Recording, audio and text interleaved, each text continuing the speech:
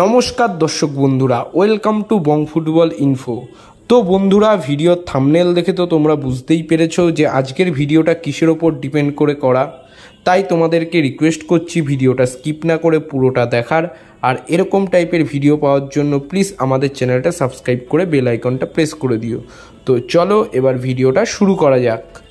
তো বন্ধুরা, ভিডিওটা আমাকে এটা বলেই শুরু করতে হচ্ছে যে ইস্টবেঙ্গলের সাথে যখন আনোয়ার আলীর 11ই জুলাই সইটা স্বাক্ষরিত হয়েছিল, সেই সময় কি আদৌ ইস্টবেঙ্গলের আইনজীবীরা উপস্থিত ছিল? ইস্টবেঙ্গল কি তাদের আইনজীবীদের পরামর্শ নিয়ে এই ডিলটা ক্র্যাক করেছিল? এটা নিয়ে একটা সন্দেহ থেকেই যাচ্ছে। নাকি রঞ্জিত বাজাজ ইস্টবেঙ্গল ম্যানেজমেন্টকে কিছু একটা বুঝিয়ে দিয়েছিল, সেটার ওপর ভিত্তি করে ইস্টবেঙ্গল আনোয়ারের সাথে চুক্তিটা করেছিল? এটা নিয়েও একটা প্রশ্ন থেকেই যাচ্ছে। তবে যেহেতু ইস্টবেঙ্গলের সাথে আনোয়ার আলীর চুক্তিতে লেখা রয়েছে যে আনোয়ার আলীকে নিয়ে যত টাকা জরিমানা দিতে হবে সেটা ইস্টবেঙ্গল ক্লাবই দেবে, দিল্লি এফসি এটার সাথে কোনোভাবে জড়িত থাকবে না। এটা সম্পূর্ণ রঞ্জিত বাজাজের একটা প্ল্যানিং। কারণ রঞ্জিত বাজাজ হয়তো দিল্লি এফসি ক্লাবটাকে বেচে দিতে চাইছে, তার জন্য সে আনোয়ার আলীকে দিয়ে একটা গেম খেলে গেল ইস্টবেঙ্গলের সাথে। এখানে তো আনোয়ার আলীর 4 মাসের ব্যান হলোই, সাথে 13 কোটি টাকা মতো জরিমানা। এছাড়াও ইস্টবেঙ্গল এবং দিল্লি এফসিকে দুটো ট্রান্সফার উইন্ডো ব্যান করা হলো। আর এই দুটো ট্রান্সফার উইন্ডো ব্যান করার জন্য দিল্লি এফসির সেরকম ক্ষতি হলো না, কারণ দিল্লি এফসি ভারতীয় ফুটবলের মূল স্রোতে নেই। ইস্টবেঙ্গল একটা লেগেসিওয়ালা ক্লাব এবং ইস্টবেঙ্গল ভারতীয় ফুটবলের মূল স্রোতে রয়েছে। এখানে আখেরে ক্ষতিটা কিন্তু ইস্টবেঙ্গলেরই হলো। এবার অনেকে আমরা ভাবতে পারি যে ফিফার কাছে গেলে ইস্টবেঙ্গল বেঁচে যেতে পারে, কারণ এআইএফএফ আনোয়ারের সাথে মোহনবাগানের যে 4 বছরের লোন ডিলটা করেছিল সেটা ইললিগাল ছিল, সেটা ফিফা রুলসের বিরুদ্ধে। তো ফিফার ওই রুলসটা কিন্তু ভারতে এখনও চালু হয়নি। আর ভারতে ওই রুলসটা চালু হলে এআইএফএফ ভারতীয় প্রত্যেকটা ক্লাবকে অন্তত 1 বছর বা 6 মাসের একটা টাইম দিত। সুতরাং এক্ষেত্রে কিন্তু এআইএফএফ একটা সেফ সাইডে রয়েছে। তো এর থেকে একটা জিনিস বোঝাই যাচ্ছে যে মেবি ইস্টবেঙ্গলকে দুটো ট্রান্সফার উইন্ডো ব্যান সহ্য করতেই হবে। কারণ ফিফা বলেছে যে ফিফার আন্ডারে থাকা প্রত্যেকটা দেশকে 3 বছরের মধ্যে এই সিস্টেমটা আনতে হবে। তো এআইএফএফ কিন্তু 3 বছরের মধ্যেই এই সিস্টেমটা আনছে, তারা 2025 সাল থেকে এই সিস্টেমটা চালু করছে।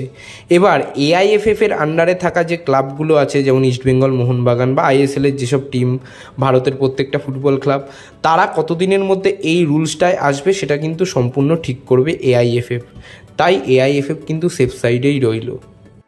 আর ফিফার কাছে গেলে কিন্তু ইস্টবেঙ্গলের জরিমানার পরিমাণটা কিন্তু দ্বিগুণও হতে পারে। ইস্টবেঙ্গল এই বিষয়টাকে আটকাতে পারে, ওই হয়তো স্টে অর্ডার দিয়ে কিছুদিনের জন্য হয়তো আটকে রাখতে পারে।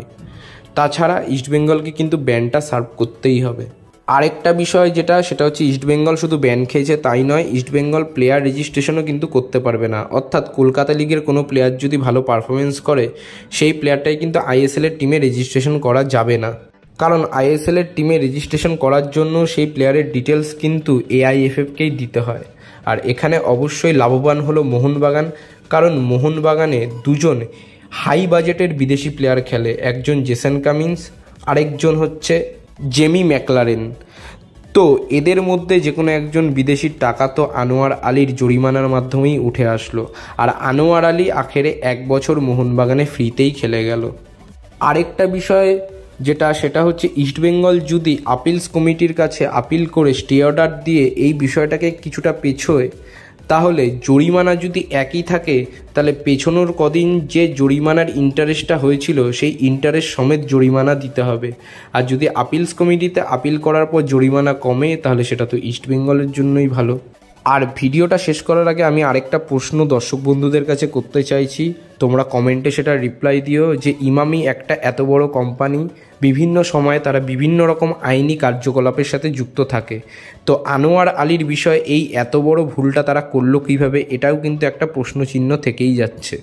তো বন্ধুরা, আজকের মতো ভিডিওটা এখানেই শেষ করছি। ভিডিওটা ভালো লাগলে লাইক করে দাও, শেয়ার করে দাও। আর এই বিষয়টা নিয়ে তোমাদের কার কী বক্তব্য সেটা কমেন্ট করে জানাও। আর সবশেষে একটা কথাই বলবো, দেশ ও বিদেশের ফুটবলের নানা রকম আপডেট ও অ্যানালাইসিস পাওয়ার জন্য আমাদের চ্যানেলটা সাবস্ক্রাইব করে বেল আইকনটা প্রেস করে দাও। তো আজকের মতো টাটা, বাই।